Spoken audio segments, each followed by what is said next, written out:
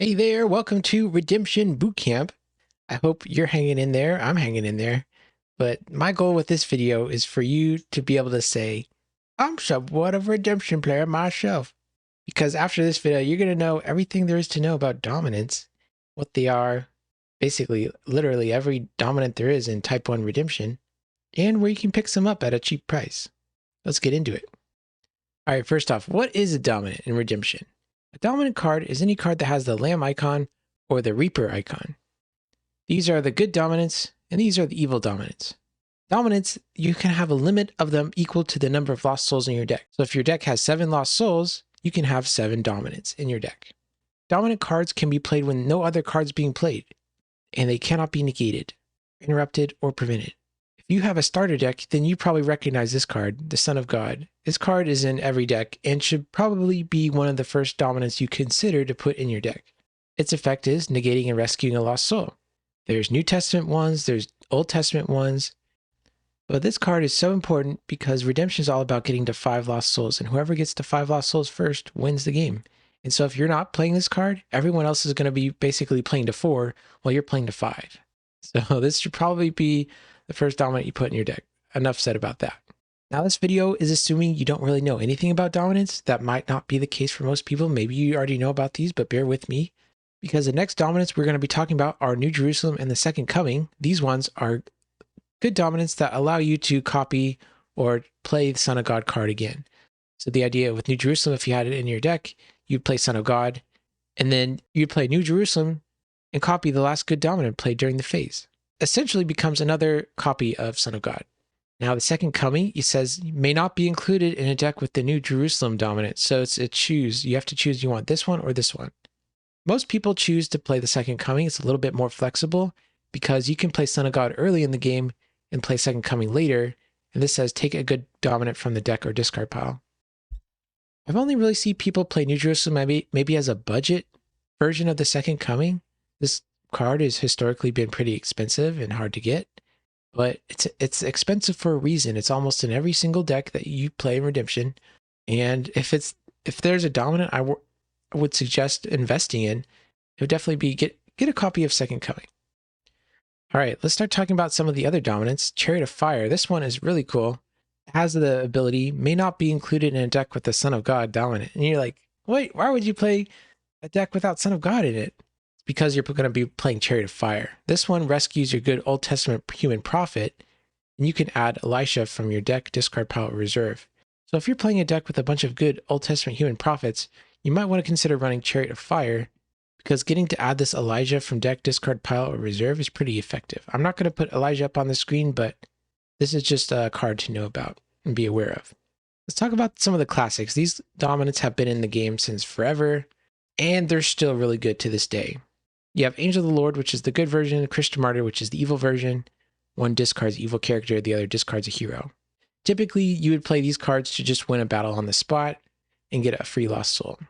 I would say Angel of the Lord is a little bit more powerful than Christian Martyr just because usually people are only blocking with one evil character and banding with multiple heroes into battles. So if you kill their one evil character, that's more often going to convert you into a lost soul than trying to kill one hero. But both of these cards are powerful. Let's keep talking about these dominants in a category of dominants that I like to say are called battle winners. Angel of the Lord, Christian Martyr. If you play these cards during battle, they're going to try to help you win the battle. So that's what these other lost souls are doing too. Falling away, you can underdeck an angel. So if the opponent has an angel attacking, you can falling away and it'll go to the bottom of their deck. Or if they have a human attacking, you can convert a human to an evil character in any brigade. So if they have one human, you can just play falling away. That human will convert into evil character temporarily, and you'll get the risk.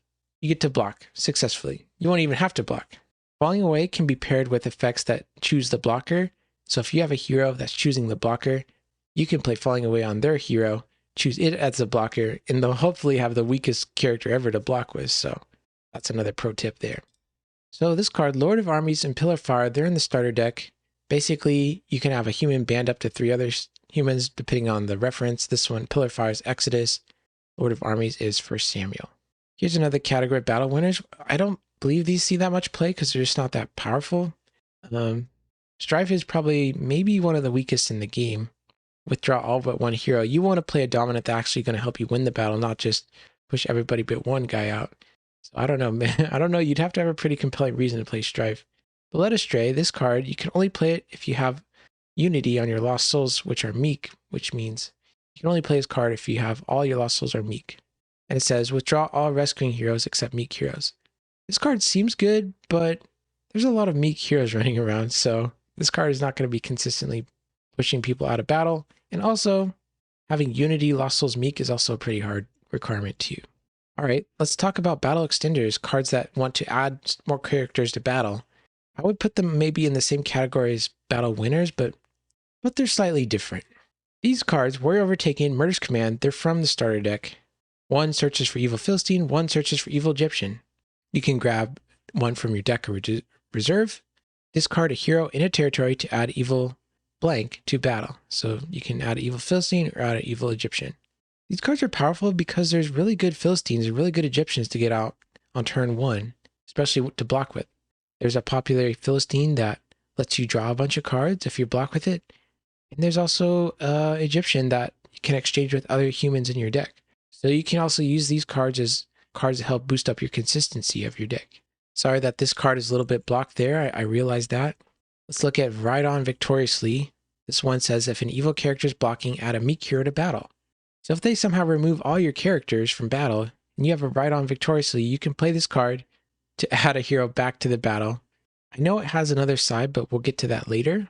Let's look at Doubt. Doubt begins as a dominant. You says, convert this card to a character for one turn, you may add it to battle, so it becomes a 0/12 evil character that restricts dominance, negates heroes, tosses all multi-brigade enhancements. So basically, this card is just really good at blocking. It's going to negate your opponent's heroes, it's going to negate everything, and a lot of good enhancements running around are multi-brigade. So it's going to start to toss all those.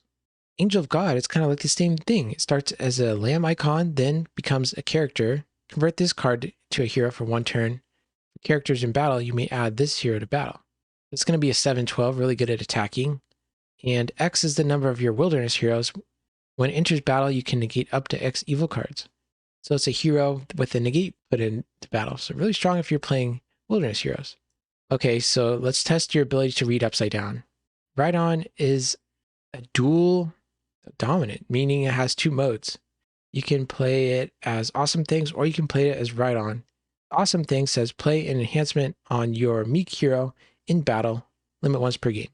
Oftentimes, this card is used to sneak an enhancement onto your hero before people start blocked.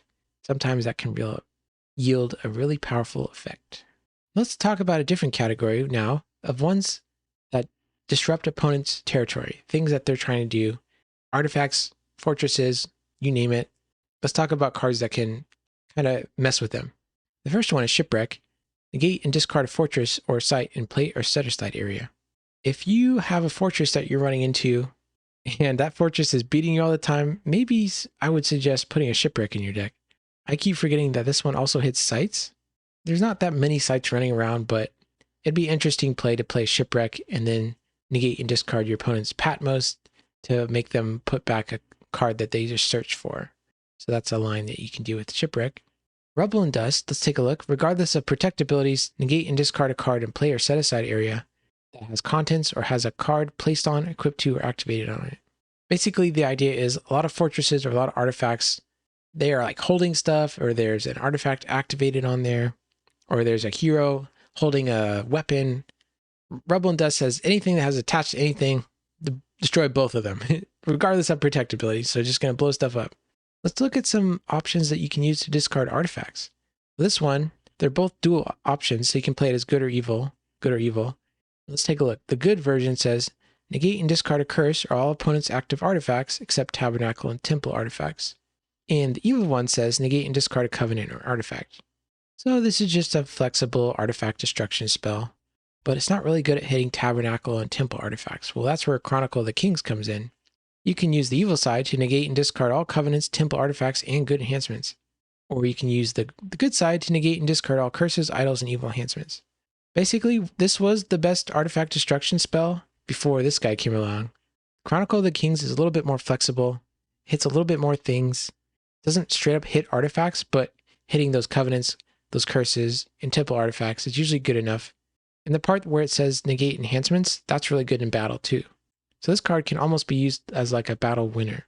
All right, I'm back now. I was missing for a second, but now I'm back.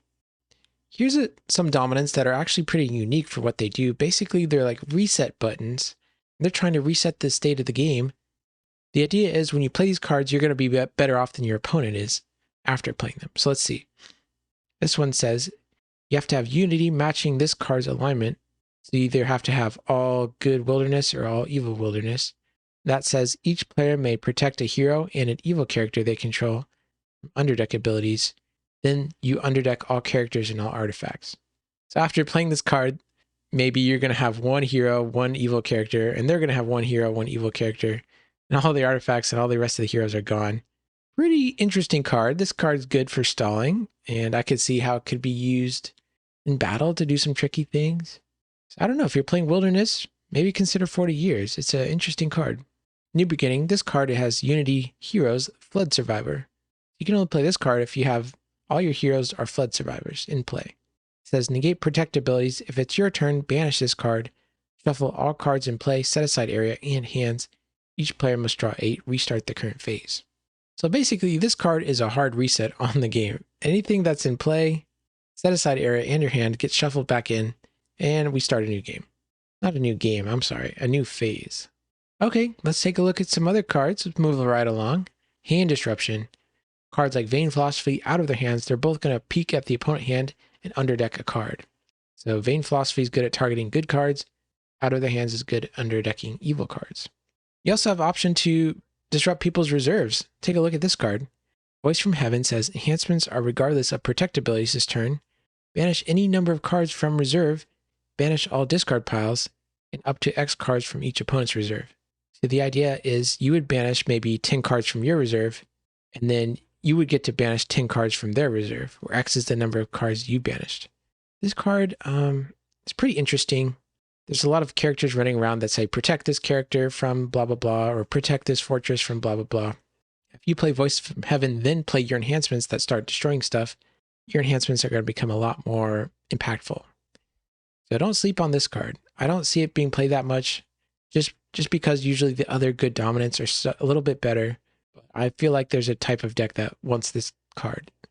Okay, let's talk about some dominants that help you draw more cards. Star Bethlehem plays in Nativity card.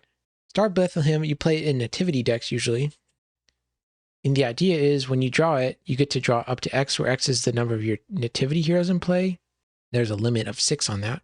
So if you play it as a dominant, the idea is you basically get to activate a bunch of star abilities on your cards that are in play. And the cool thing is when you play this card, it's literally being in play, so you can choose to activate this star ability when you play it. So let's just say you have maybe 3 heroes out, some other cards. You would get to activate all their star abilities again. There are ways to get this card back from your discard pile, so that's why it says limit twice per game. They don't want you doing this a whole bunch. But if you're playing a Nativity deck, strongly consider running Star Bethlehem just because you have the opportunity to draw many, many cards. Mayhem's a little bit different. It says each player must shuffle their hand or 6 cards at random from their hand. Each player who does must draw 6. So imagine it's your turn and you're playing out all your characters, all your cards onto the field of play. Maybe you have 1 card left in your hand that's an enhancement and maybe a Mayhem. If you play Mayhem at that moment, you would shuffle your cards back and then draw 6. So if you had maybe 1 card in your hand and you're playing out all your other cards, you would play Mayhem and this card would effectively draw you 5 other cards. And there's a chance that having opponent shuffle stuff away too, that could inconvenience them and disrupt what their strategy is doing. So if you're playing a deck that has a bunch of heroes, bunch of fortresses, bunch of things you can just put down, maybe play Mayhem as a way to draw some cards. All right, let's say you're playing a redemption deck and you really need to find certain pieces to bring your strategy together. There's dominants that are going to help you do that. The first one is Crouch Choice. You can play it as good or evil. Good, you can play it and take a good card from deck or reserve. If it's evil, you can take an evil card from deck or reserve. Probably one of the most flexible cards there is. You can grab any evil or good card from your deck or reserve.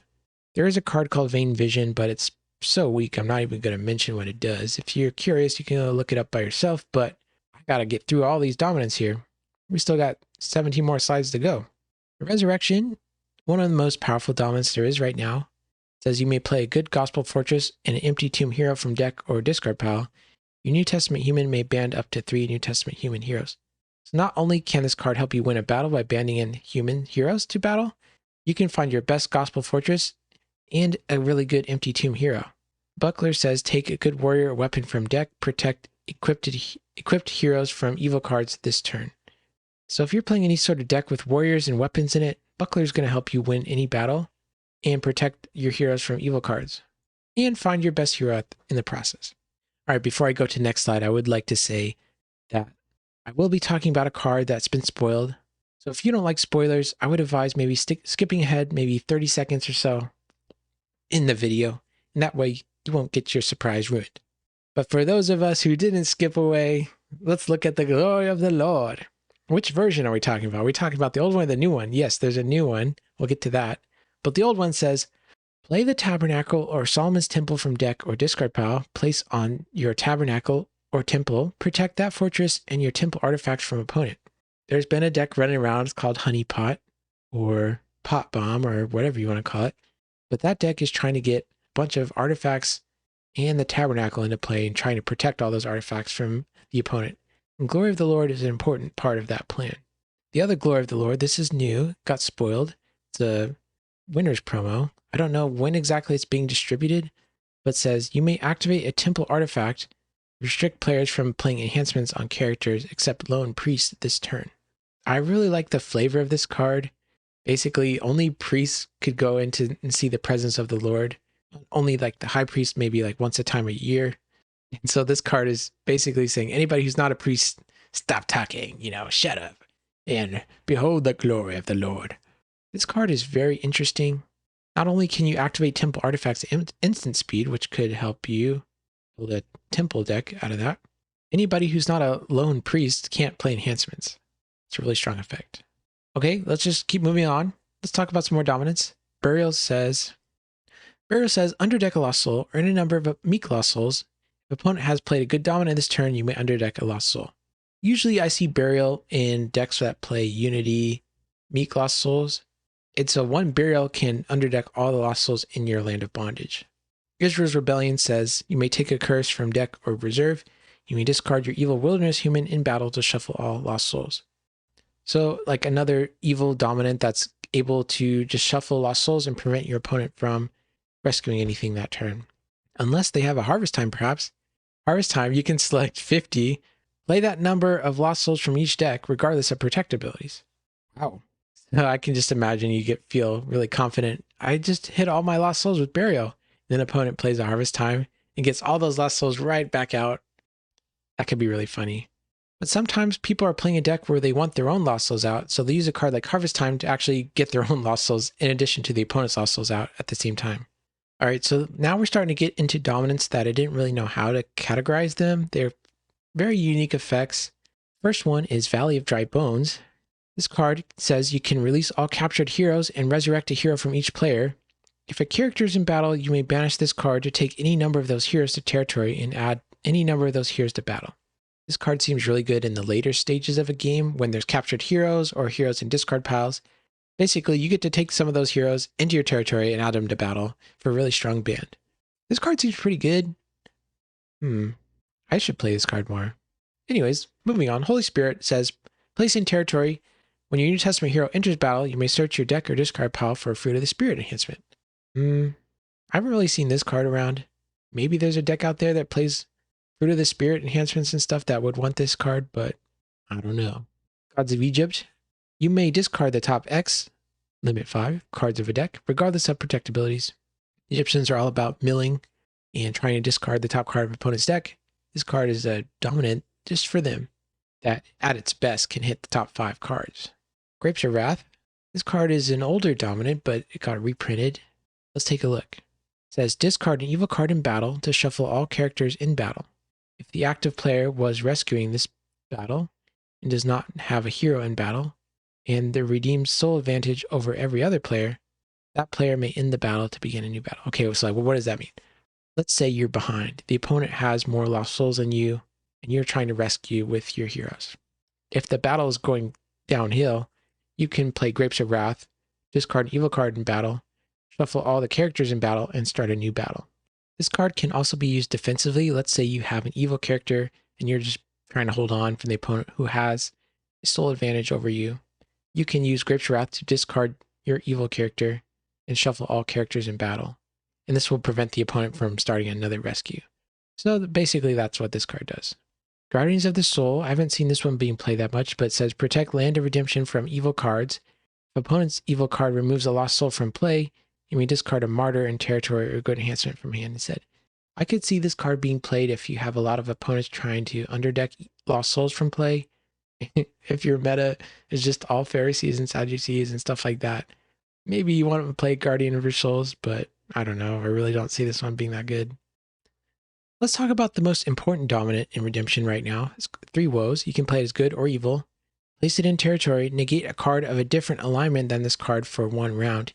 Each upkeep, you may negate a card of different alignment for 1 round. This is probably one of the most flexible, interesting, has the most strategic depth to it dominance there are. It's when you play it down, it stays around in your territory. Each turn you have the decision, do I want to negate a different card?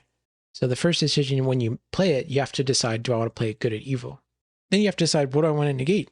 And then each turn you're going to have to keep asking yourself, do I keep wanting to having negate that card, or do I want to switch it to a different card?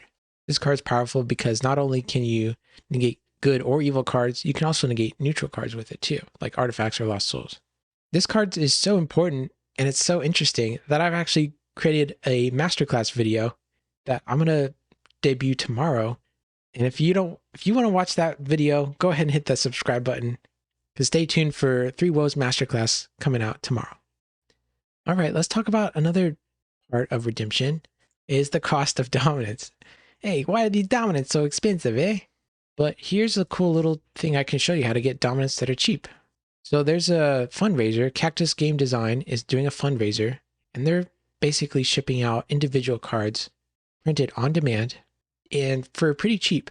Some of those cards are dominants. So for example, I'm picking up here in my shopping cart a Second Coming, a Shipwreck, and a 3 Woes for $25, $20, and $25 respectively. And all those add together, that's about $70. Okay, now let's consider what these cards would cost if you went to a website like, for example, Your Turn Games. The Second Coming, this is the cheapest version I could find on the website, is $85. Shipwreck, $65. 3 Woes, $65. Picking up just these 3 cards from Your Turn Games, that's going to set you back $215. Now, would you rather pay $70 or $215? I don't know. So if you're playing dominance on a budget, go to this link that I'll put in the description below, and you can help out Cactus Game Design directly with their fundraiser. Hopefully after this video, you went to that link and you'd be able to go like this. You have your starter deck and put the 3 Woes and the Second Coming on and call it a day. And like I said, I do have another video about dominance dropping tomorrow. So please subscribe and I'll see you around.